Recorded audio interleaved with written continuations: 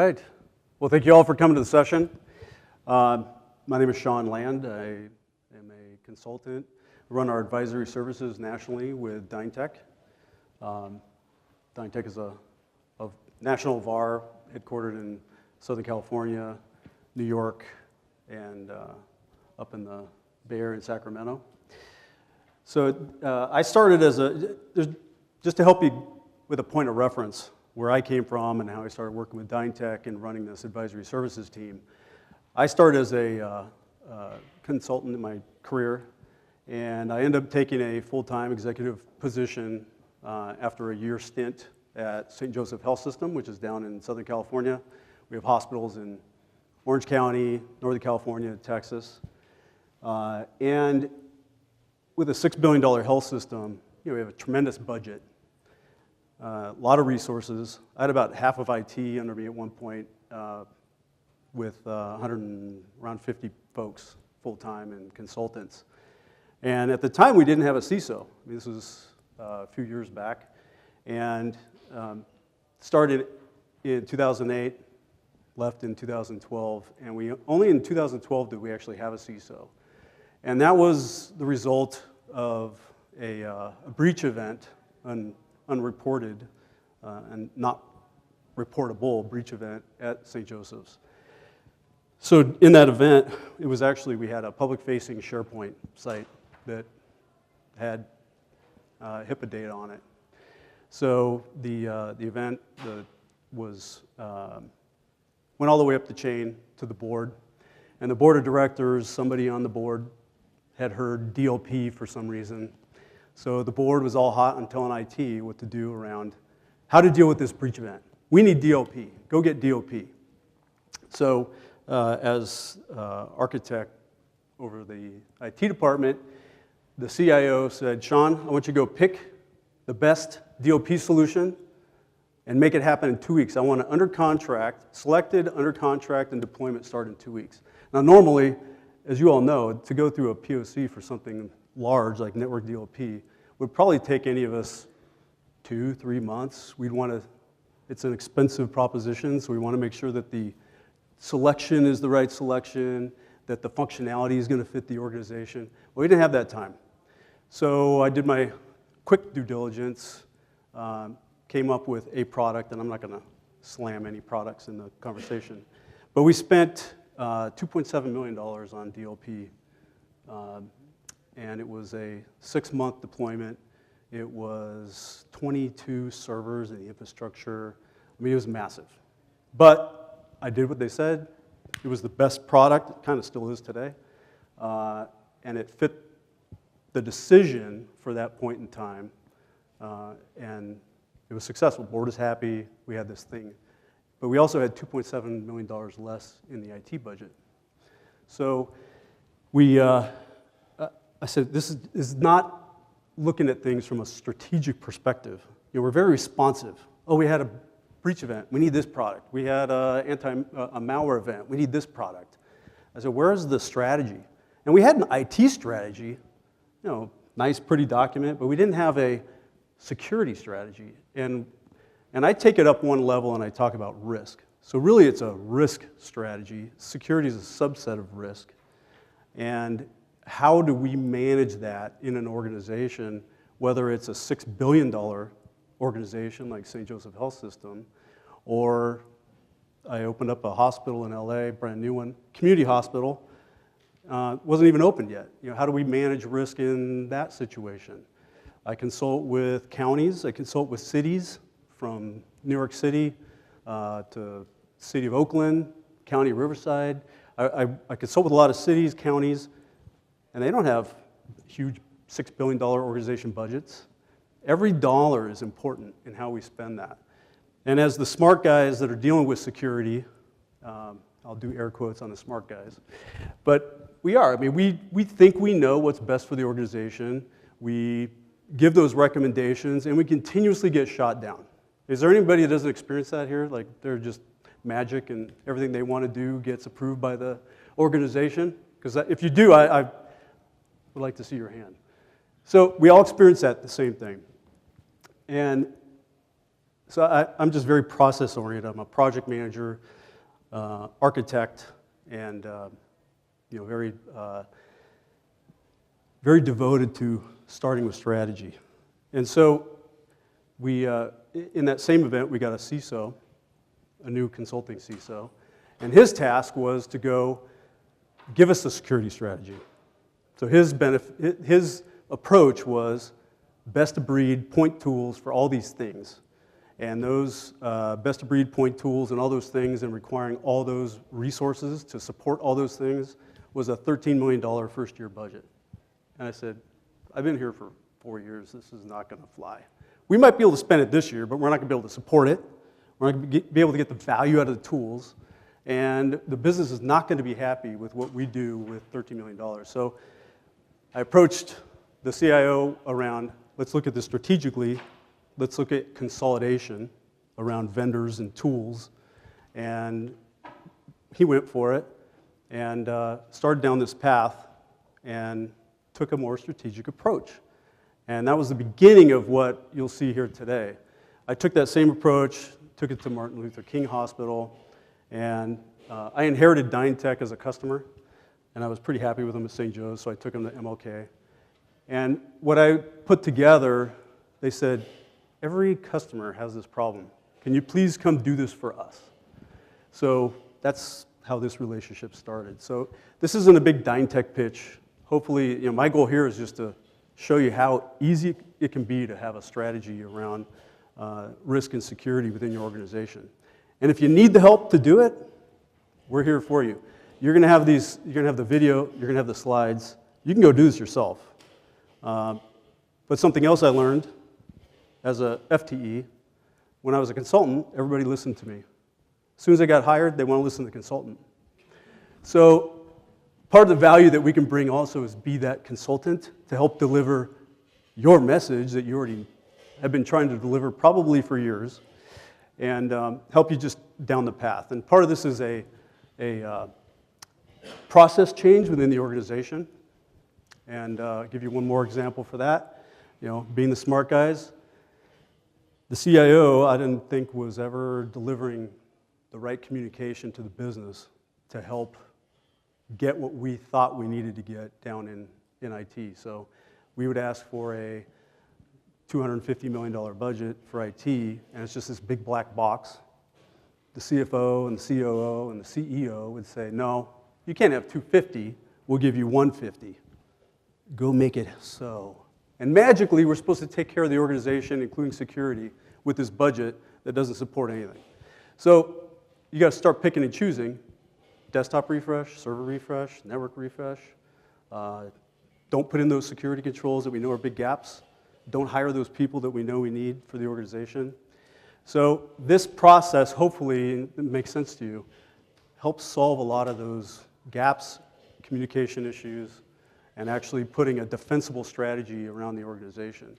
And being in public sector, you're under a similar scrutiny to a healthcare organization where you do have regulatory requirements, whether they're state-driven, internally driven by the county, federally driven. A lot of counties have healthcare. They have HIPAA compliance requirements and OCRs getting pretty heavy on every organization. You have PCI requirements. Then you have just normal state and legislative requirements. So that's where I came from. And I was doing this very much for myself, but now we've been doing this for almost 3.5 years, and it's matured a little bit, but it's all about just helping organizations like yours. So strategy-driven IT security. So what does that mean? Why do you want to have a strategy? And some of this is when you think you have a strategy, or the CIO or whoever's over IT, director, whatever, they may think they have a strategy, but is it doing these things? Is it improving the results that security is bringing to the table or IT is bringing to the table? Are you improving that from an organizational level? Are you reducing the complexity? A strategy is supposed to reduce complexity, not make it more complex. Being compliant can be very simple if you just start with the basics, and that's what this does. Are you improving your compliance along the way, and are you reducing cost? A strategy will reduce your cost, and I'll give you a quick example. Going back to that DLP solution, after we spent almost $3 million, and we then took a new approach to a strategy-driven security program, we changed the decision on what we would do with DLP. So in a year, we took that product out, and because we went into a consolidation approach with another vendor, we used their DLP solution. It was simpler, easier to use, met the needs of the organization, and the initial upfront cost and the operational cost was just a fraction of that other solution out there. So strategy should help reduce your costs overall, and that could be reducing your cost of compliance or your lack of compliance as well. So many of our customers go through breach incidents, they go through operational interruption because they don't have the right controls in place, and that becomes expensive for the organization. So the process that we follow is these first two bullets are really what I'm going to talk about today. When we look at a risk and security strategy, we're going to come in, and this is a process anybody can follow. You don't need to have Dyntek do it. But we assess the current state and the goals of the organization. Start from scratch. Forget what you already have in place. Kind of wipe the slate clean. What do you guys need to do for the organization? What's the organization need from a compliance perspective, from a remediation and a control perspective? What's important to the organization to protect? And how are you going to do that? So this is, again, starting from scratch, but we're going to assess the current state, where you are today, and the goals of the organization, and start putting this kind of framework around a strategy. Once we have all that information, we're going to plan and architect the future state. So we're going to look at things like, what are your current investments? You already have endpoint, you already have firewall, you already have web gateway, email gateways, all the basics, hopefully. What's the state of those? Like, are you happy customers in each of those solutions? If you're not a happy customer with, say, your web gateway solution, it's probably because it's just not mature. Most of these products that are out there are great products. It's kind of like cars. There's no bad cars anymore. So if you're not a happy customer, it's usually not the product. Sometimes it is, but usually not. It just needs a maturity program behind that. How do we get the value out of it? So we're going to look at those things, and then the gaps that you don't have in place, what's the best way to populate the gaps? I mean, it's not rocket science. So where we start is at the risk level. And you're all familiar with what controls are. It's people, process, and technology. The first thing we're going to start with is, and this is what the business wants us to do, is identifying the risks.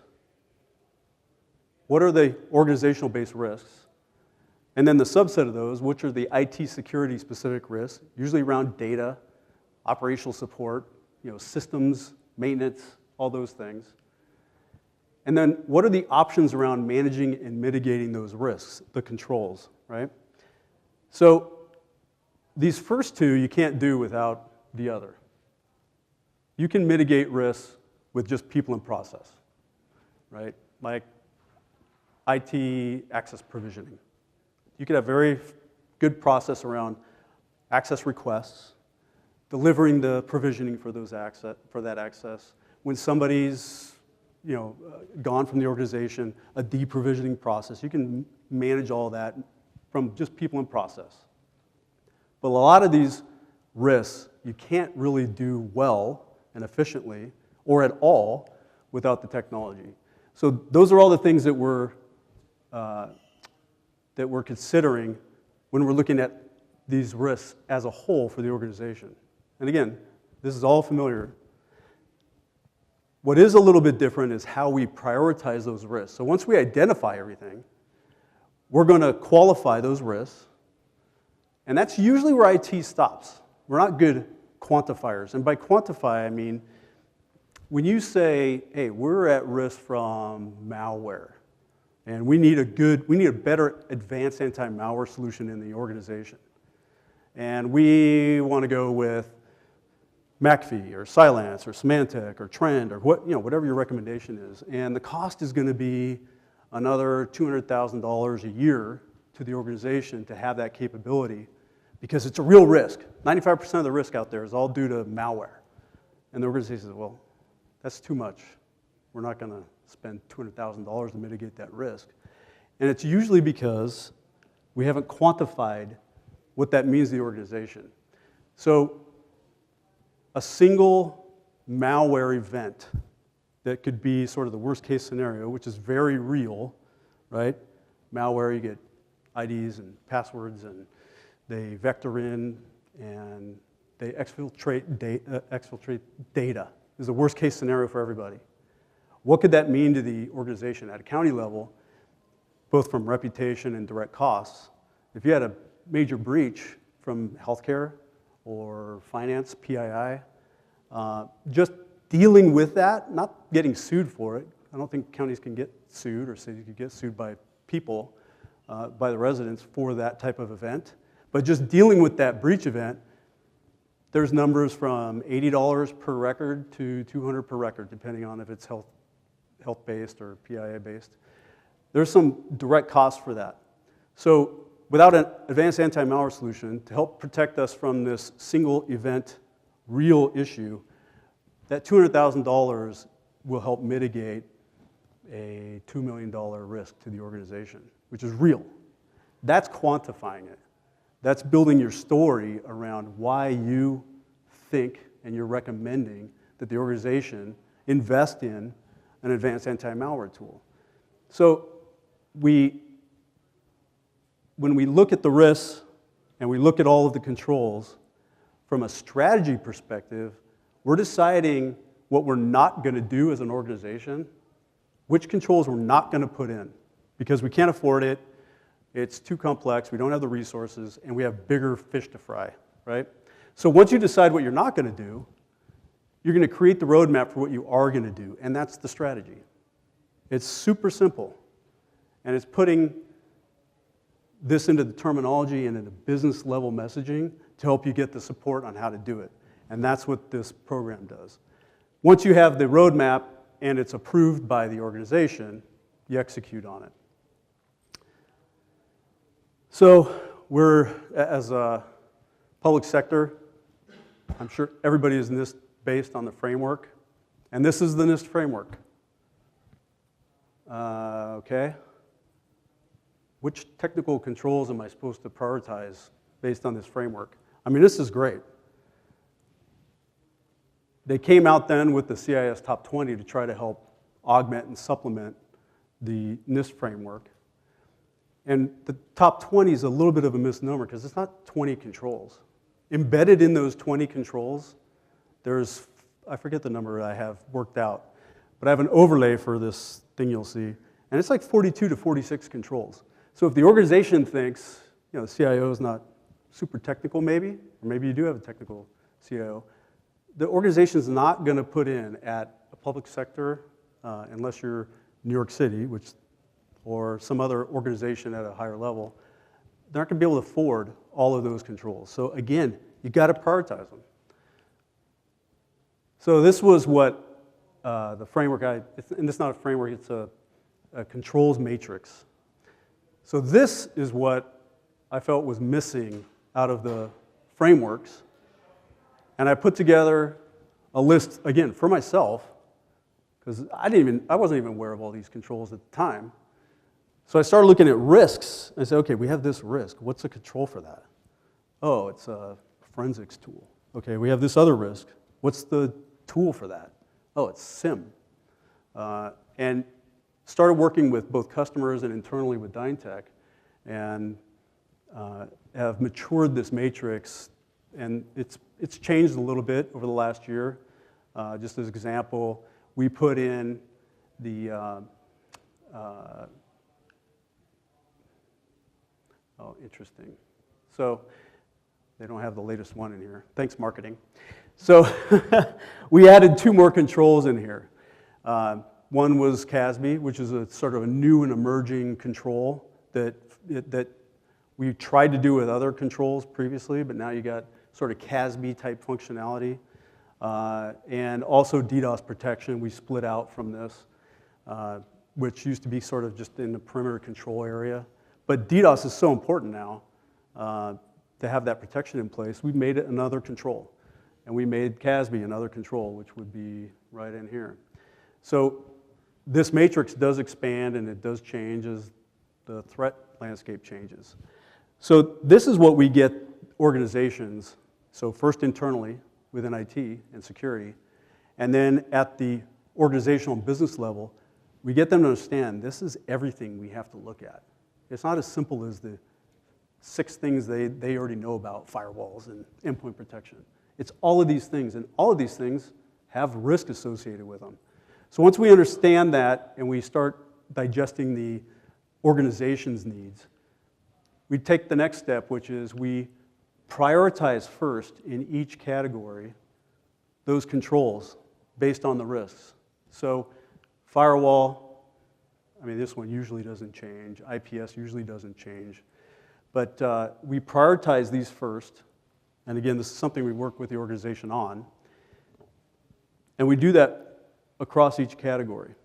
And the reason we have them kind of split out this way is because in a larger organization, you'll have different functional teams managing your network protection area. You'll have another team potentially managing email and web. And that could be your server team managing that as well. You have a different team who's overlooking data protection. And for you guys, you're probably doing everything. So again, prioritizing in each category those controls for the organization. And then I like using the Gartner maturity model. It's 5 levels. And the way I explain this is level 1 for your organization is sort of the non-negotiables. Like, you're not going to even turn the internet on in the morning if you did that, like a light switch, without having those level 1 controls in place. That's your biggest risk. It's like we cannot even have a functioning organization without having those level 1 controls in place. Level 2, almost as important. You just can't do everything at once. And if you have to forfeit anything, it's going to be your level 2, 3, 4, 5s. From there, it becomes much more flexible with each organization. The level 3, 4, and 5, they become optional, right? They're the controls that, based on budget, size of the organization, the appetite for risk, those become the controls that you may or may not implement. But prioritizing them and layering them over a maturity model, you start to get a sense of what things can go. Like, what do you really not need, or even though you want them, you're going to have to forfeit them. You just can't do it all. So from that point, we take a snapshot of where you are today. And this is based off of real customer information. So if you look here under risk and compliance, the organization felt that these were very important to have in place, priority ones. Taking a snapshot of where they are today, they've got some gaps. And keeping it very simple, you either don't have the product or the control deployed, you can have it partially covered, and that could be you just bought a product and you haven't really deployed it yet. It's not a bad thing. This is where you're at, snapshot in time. And we identify what's partially deployed mean and what does it take from a work perspective to mature that control if it's one of those controls that you want to have in place.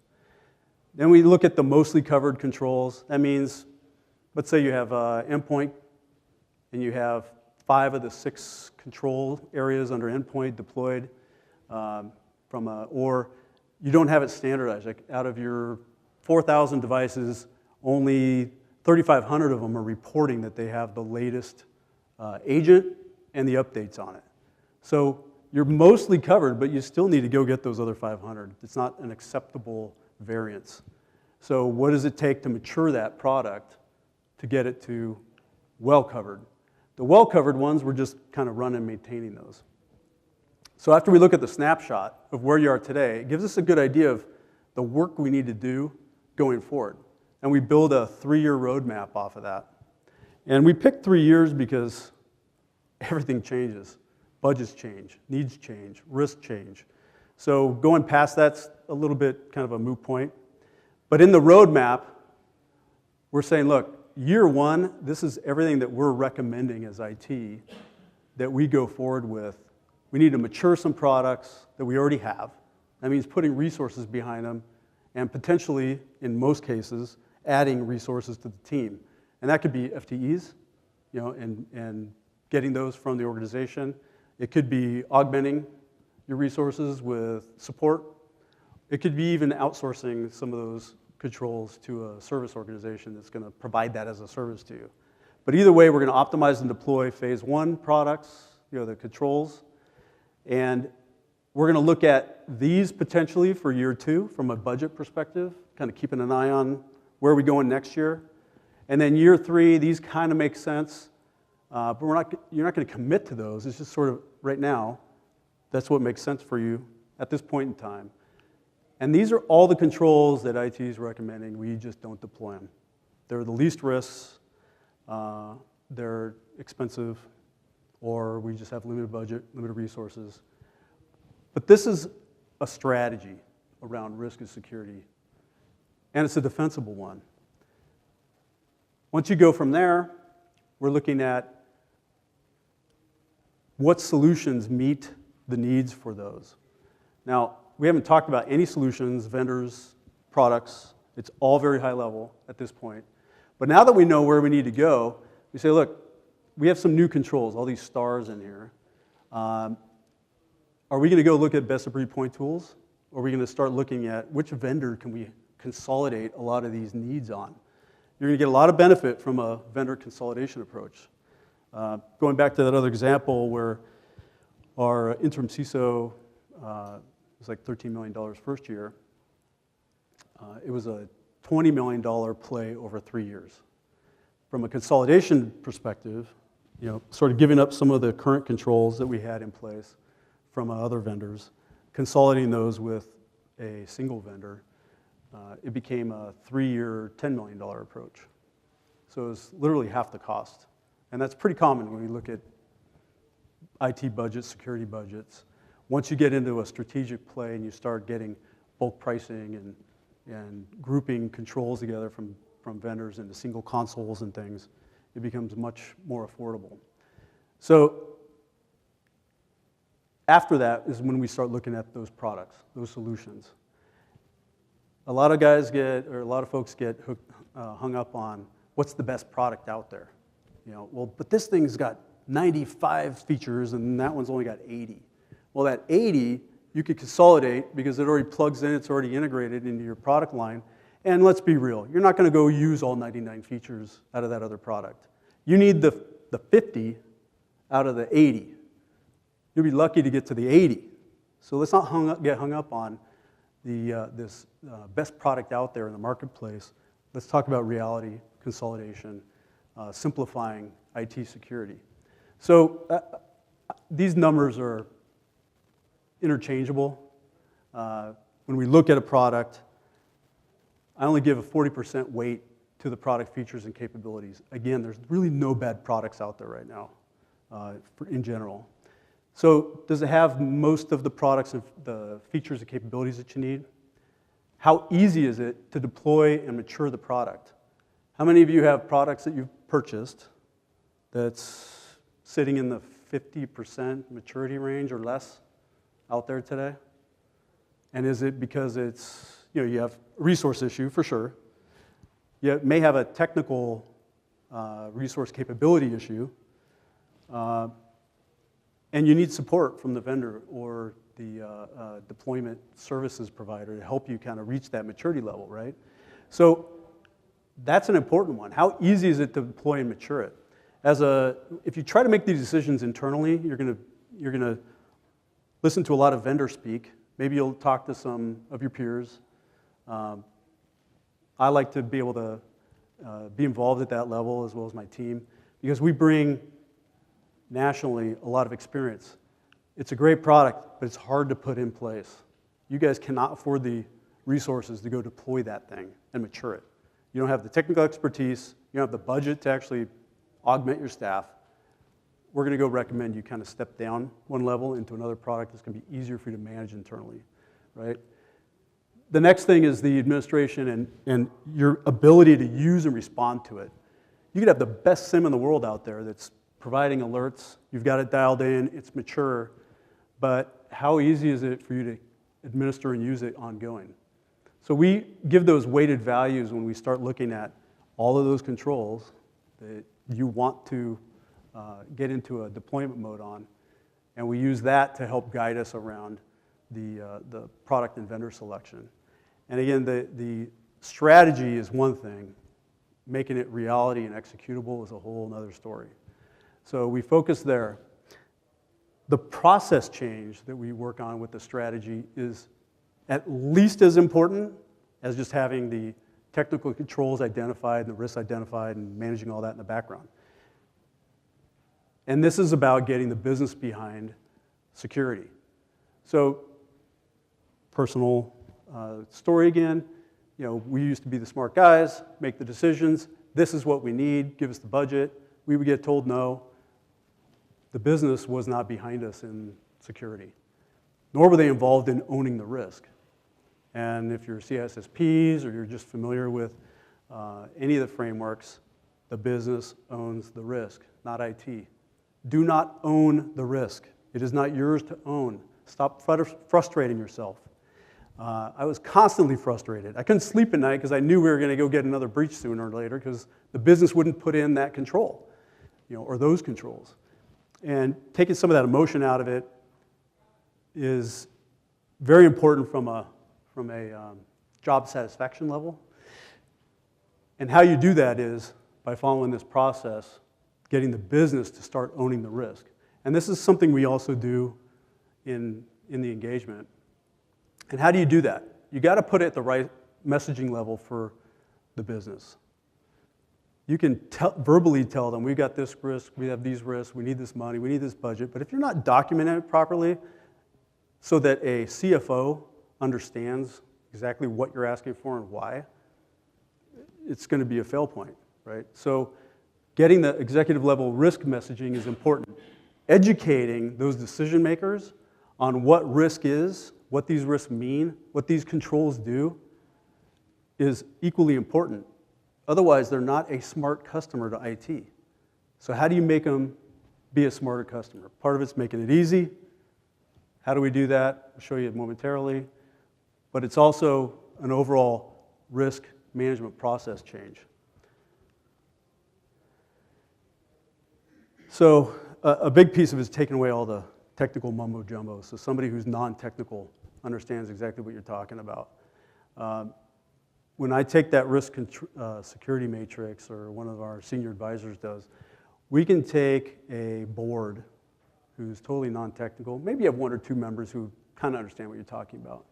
But in a 2-hour workshop, we can get them to be at a functional level, able to communicate with you around each of those control areas. Now, how many of you have ever sat down, any of those decision makers, CFO, COO, CEO, any of the board members for your county or city council members, how many of you have ever taken them through and tried to educate them on those controls? Doesn't happen, but it can happen. So that is something that we help frame up, and how we do that is we start with, I'll back up a second here. Again, this is just putting IT in the recommendation business. You're identifying risks, you're processing it, assessing it, and you're making recommendations.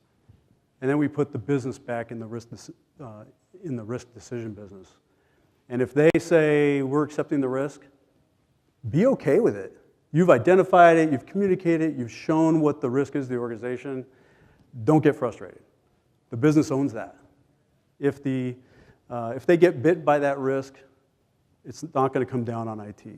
It'll come down on the business. But those things that they do want you to remediate and deploy, that means not only giving you budget for the capital side of it, giving you budget for the operational deployment aspects of it, giving you budget support to mature it and run and maintain it.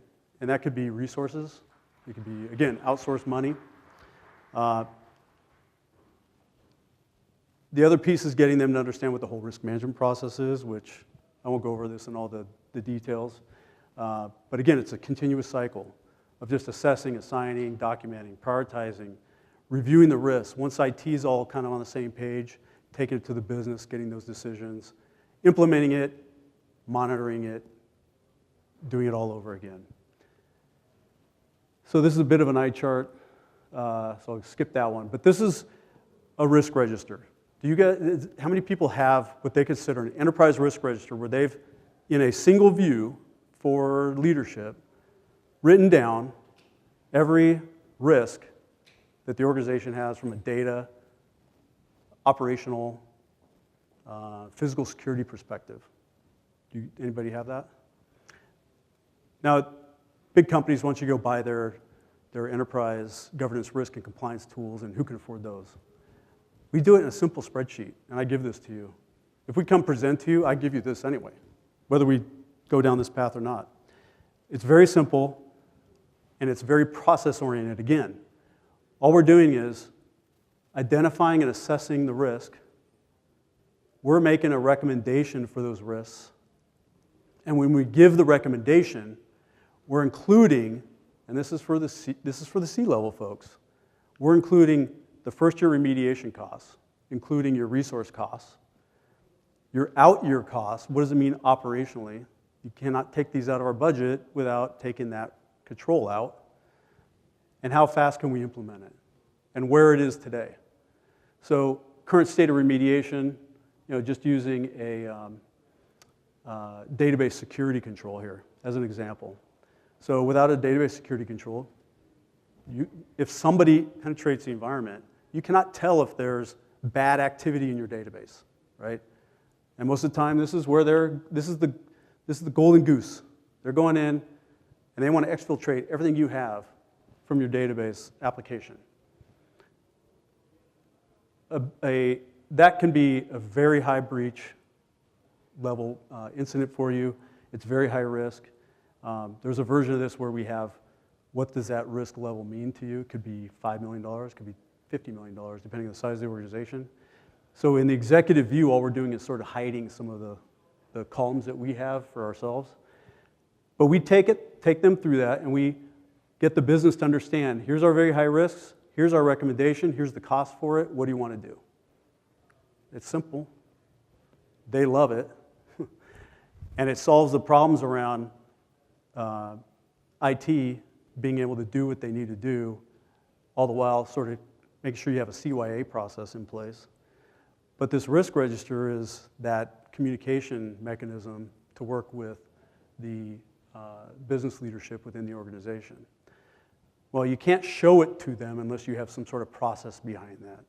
And that's where we make sure we have a governance and risk process where we have a organizational leadership team who is responsible, who does own the risk, and we review this with them every 6 months. It doesn't have to be something where you're burdening them all the time. It's like, hey, here's our most important risks, high budget items, what do you want to do? Get the response from them, document the response, publish the information back up to the business. This is what you told us to do, this is what we're going to do, and there's a whole roadmap around project planning and everything behind this as well. But getting this process in place is super important. So now you've got all of and this, again, part of the strategy, now you've got the business making the decisions, you're being told what to deploy, what to do, what to remediate. Now, how well are you doing it? And this comes from some of the product dissatisfaction, right? If you don't have a report card behind security, how do you gauge how well you're doing? How does the business understand how protected they are? They hear you say you've remediated that risk by 90%, but what's the reality?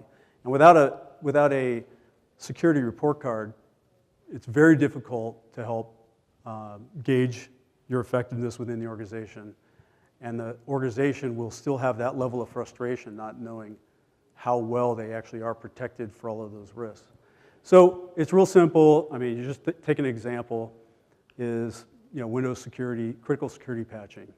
So a desired score may be 100% within 30 days of release of a critical patch.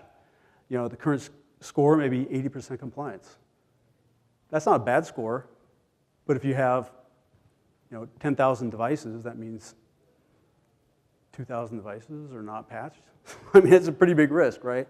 And when we start getting some of the metrics out of the organization, super common level of compliance within your goals. So putting that risk report together helps drive some of the IT operation aspects, because you're bringing up some of the issues to the surface and communicating that to the business.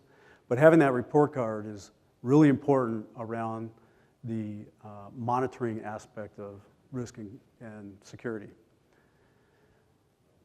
So the steps: identify the key strategies and associated risks, document and prioritize the risks, identify and select solutions to each area to address them, present the findings and recommendations to the executive management for final determination, and then based on their response, execute on the strategy and measure the program, and keep doing that over and over.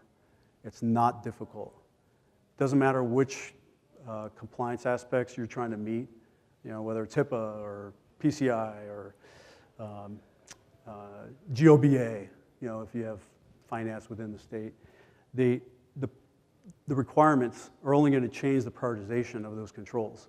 The process is the same. So simplifying it, taking it to an executive messaging level to the business, and getting them behind the whole IT security program. I had a very large school district in a neighboring state. The CIO, the first thing he did, even before we started the program, because he saw the risk register, he goes, "Let me have that thing." And the first thing he did is his biggest risk was he had no CISO, and he had what he thought was a gap of 2 resources. And he took it to the school board, and he dropped that on their desk. He says, "What do you guys want to do? Because here's the risk. You can accept that risk, or are you going to give me those resources?" They were shocked. So they said, "Yes, you could have the 3 resources." But it triggered a yellow book audit from finance to make sure that what we had recommended to them and what IT was doing from their perspective was real. And the yellow book audit came back 100% glowing. They're like, "You guys are doing everything just right." So it even if you've gone through yellow book audits before, anybody? That's the very complicated financial auditing from a government entity. But the yellow book audit is something you don't necessarily want to go into, but sometimes it could be your friend because it helps validate what you're saying in messaging. So just using that risk register, we've had customers, again, getting the resources that they need, getting the emotional aspect out of it, so you're no longer frustrated because I told you what you want to do. You have friends that they're sick and you're like, "Dude, just go do this thing. You need to start running." And they don't do it and it's frustrating to you. Take the emotion out of it. It's the same thing with the business. You think you know what they need, but they're the ones who own it. What they decide is what they decide. You're just in charge of making sure whatever they do decide is functioning, it's happening. So that's about it. Dyntek, we run this against security advisory services nationwide, and hopefully you give us a shot to at least come and talk to you about some of this stuff. I won't go into the marketing aspects. From there, any questions? You showed the strategy, security strategy, and you broke it down to your customized matrix. Where does user education go into? Good question. So the security strategy generally is around process and the technical controls. That's in the scope of the strategy. And we do this at a very low cost because it's in a box. The scope is very defined. But part of the tools we give you, which is that risk register, one of the examples in the risk register that we give you is user education, cybersecurity training. So the risk you identify, and you put everything into this risk register. Doesn't matter if it's technical risk, if it's a physical security, if it's an operational risk. Put all that stuff into the risk register, including personnel and training. Could be even technical training within the IT team. It's a risk. Like, you guys are not paying for us to go get, to go join these symposiums to better educate us to help. It's a risk. You want to accept that? The cost to do cybersecurity training for our 3,000 users is $3 per person per year. If we don't do it, we have a very high risk of phishing attacks, which is one of the biggest risks out there. And this is what that means to the organization. How many times are you dealing with phishing on a weekly basis? And the risk is their users aren't trained. So that's one of the items you add to the risk register. So again, that tool is, even though we start with the technical controls and the risks associated with those, that tool is invaluable for helping mitigate all those risks and bringing those to the table to get the business to make the right decision on those things. Again, they may decide not to do it, but you've done your job. Any other questions? So sometimes with some turnover at the highest levels, either it be supervisors that rotate out after elections, CAO's office, when there's ingrained antagonism towards security, that can be a real obstacle to overcome. It really makes us have to really refine our communication style. We can close that door real quick. Things that hit the headlines, the immediate response over and over to that is, well, that's not going to hit us, right? Well, that's for big cities, or that's for a hospital. That's not for a small rural county. So those are the kind of responses that usually get what I hear. I think one thing that would be real helpful when doing a risk analysis like that is some kind of a source, an authoritative source over the cost of risk, because that's oftentimes debated. What is the cost of PII per person? Like if you had a database compromised. Right. And there's sources of that information out there, but the sources are like maybe not necessarily credible or recognized sources. It's a debatable number, Yes. right? The cost per record to the organization is debatable. I go with least common denominator factors, right? So if the range is 80 to 200, I use the 80. It's no longer a debate point with somebody trying to be right. Oh, that's the wrong number. It becomes a conversation change when you're trying to debate numbers. The way I approach is, you tell me. What if we have a CFO or somebody, COO, who's debating that number, fine. That's part of the process of engaging them, is to get them to agree and buy off on that number. So what is the risk?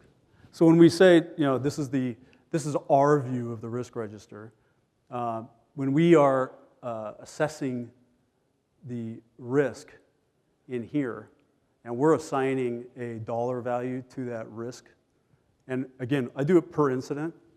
So one incident, instead of trying to say, well, technically we have 200 malware attacks a day. It's just make it easy. The worst case scenario, or the worst case, most realistic scenario, what will that cost the organization? You put a number in that's your best guess based on industry information, but when you talk to the business, the risk committee, if they want to debate that and come up with another number, fine. Now, the reality is, when it does happen, and it will, they'll realize that they were off, and the process will probably improve the next time. But at least you've got them on board with the process. Let them have that win. Like, what's the cost to the organization? Let them have that win. Now, if it takes it down, again, it's cost versus avoidance, right? So if the risk is $1 million and you're proposing a $1.5 million solution that's going to be $300,000 a year to maintain it, it's not a real obvious positive decision there. If it's $1 million risk, like let's say encrypting your endpoints, right, all of them, And for your size organization, it's only $10,000 in adding that licensing to your product line. You know, to avoid that level risk for 10 grand is like a no-brainer, right? So that's part of the conversation with them, is getting them to agree on what those quantified factors are to help them make those decisions. And so that's a bit of a process up front, you know, but it's, at least they're engaged at that point. If they're saying, no, that's not the right number, they're engaged. Say, fine, you're the smart guy, you know, you're the CFO. Tell me what that's going to cost us if we get that breach. That answer it? Any other questions? So we have access to these slides? Yeah, there's, so all of the sessions are videoed, and you have access to the slide information through the website. And then if you can hit up Eric. If you want a copy of it, you can't get access to it on the website. I'll give you my card. We can send it to you directly as well. Any other questions? Yes, I was just wondering, as part of your engagement, do you establish a comprehensive risk management program that includes all the setting up a risk management program? Sorry, we had a little noise with the door. What was the question again? I'm saying, do you establish a comprehensive risk management program as part of the engagement, or you only do the assessment, provide a report, and that's it? No, so that's kind of the meat of it. So going back to the